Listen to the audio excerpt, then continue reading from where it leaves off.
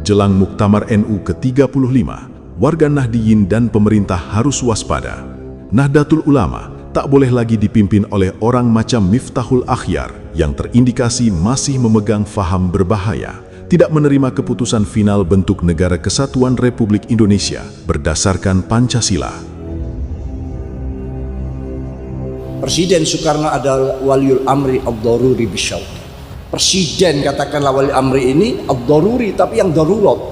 Pak Karno salah satu contoh waliul amri ad-daruri bisyauq. Kalaulah Pak Karno sudah mendapatkan gelar waliul amri ad-daruri bisyauq, lalu bagaimana selanjutnya dan sampai sekarang? Apakah bukan ad-daruri min Presiden Soekarno? Wa malam yahkum bima anzalallah faulaika humul kafirun.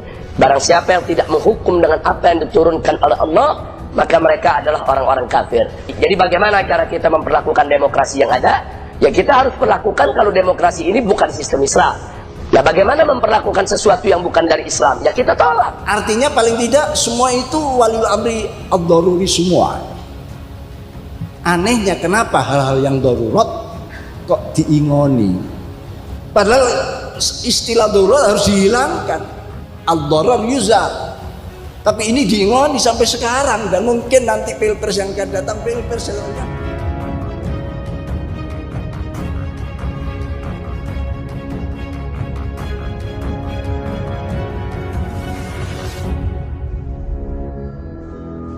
PBNU hasil Muktamar Lampung tahun 2021 bisa dikatakan adalah periode kecelakaan bagi warga Nahdliyin khususnya dan seluruh bangsa Indonesia pada umumnya, di mana seseorang yang masih mendambakan sistem pemerintahan Islam atau khilafah bisa tegak di bumi Nusantara justru menempati posisi sebagai pimpinan tertinggi dalam Jam'iyah Nahdlatul Ulama, jam'iyah besar yang telah berikrar setia terhadap negara kesatuan Republik Indonesia.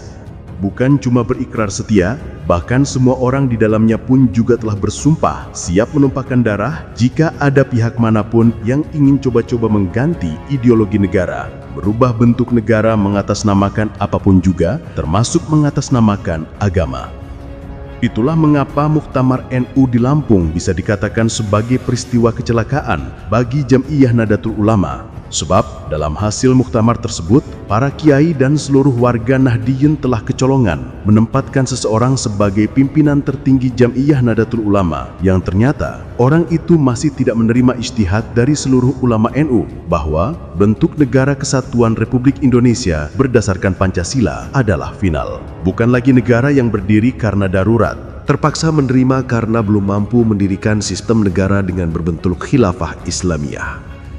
Dalam pantauan kita, setidaknya terjadi 2 kali seorang Miftahul Akhyar menampakkan kedok aslinya sebagai pemuja khilafah dan masih tidak terima dengan keputusan final bahwa bentuk negara kesatuan Republik Indonesia adalah berdasarkan Pancasila, yang kedua-duanya terjadi di acara besar. Pertama, ketika dalam acara pembukaan Halaqah Fikih Peradaban Nahdlatul Ulama, dan yang kedua terjadi di acara Harlah Muslimat NU, dan itu ia sampaikan di hadapan Presiden Republik Indonesia. Hampir semua orang tidak ada yang menyadari maksud terselubung dari apa yang disampaikan oleh Miftahul Akhyar, sebab ia memang tidak secara terang-terangan menyampaikan ketidaksetujuannya atas sistem negara berdasarkan Pancasila. Seperti ketika ia berpidato pada acara Harlah Muslimat NU di Jakarta, alih-alih mengkritik kelompok yang menentang dan suka menghina pemerintah, kritiknya tersebut pun dibumbui dengan istilah negara darurat karena tidak berdasarkan syariat Islam atau khilafah.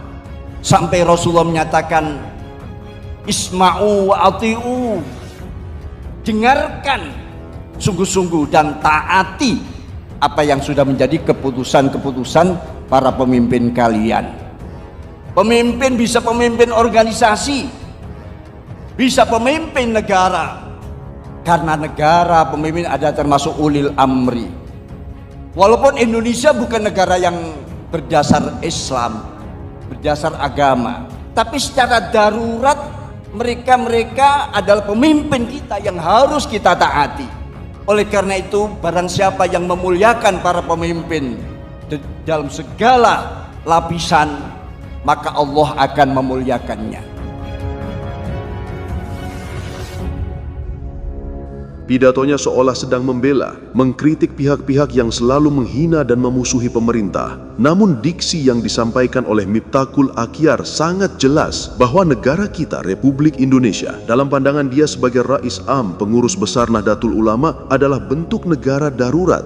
Arti darurat di sini adalah negara yang terpaksa diterima keberadaannya karena umat Islam dinilai belum mampu mendirikan negara berdasarkan syariat Islam atau khilafah. Yang mana pemikiran Miftakul Akhyar ini ada kemiripan dengan Imam Jumbo Rizik Syihab, di mana sewaktu-waktu jika umat Islam dinilai sudah mampu untuk mendirikan sistem pemerintahan khilafah, maka negara kesatuan Republik Indonesia berdasarkan Pancasila bisa digantikan oleh mereka.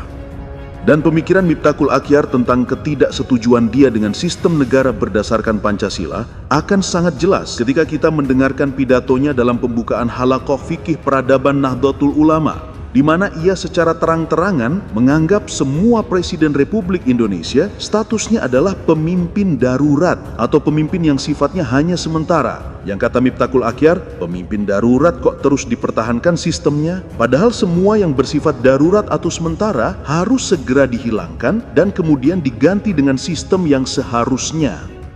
Ternyata dan terbukti bahwa Wahab dengan lantang menyatakan bahwa Presiden Soekarno adalah waliul amri ad-daruri bisyauka. Presiden katakanlah wali amri ini ad-daruri, tapi yang darurat. Pak Karno salah satu contoh waliul amri ad-daruri bisyauka. Kalaulah Pak Karno sudah mendapatkan gelar waliul amri ad-daruri bisyauka, lalu bagaimana selanjutnya dan sampai sekarang? Apakah bukan ad-daruri min Presiden Soekarno? Kalau dari segi kecakapannya kan beliau sudah diakui oleh dunia. Ke bawah ini apa? Artinya paling tidak semua itu waliul amri ad-daruri semua.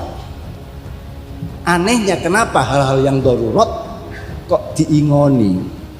Padahal istilah darurat harus dihilangkan. Ad-darar yuzal. Tapi ini diingoni sampai sekarang, dan mungkin nanti pilpres yang akan datang, pilpres setelahnya masih tidak beranjak daripada sebutan waliul amri ad-daruri bisyauka. Ini pertanda bahwa memang kita sedang lemah dalam ilmu pengetahuan, lemah dalam memahami syariat-syariat agama, lemah dalam segala hal.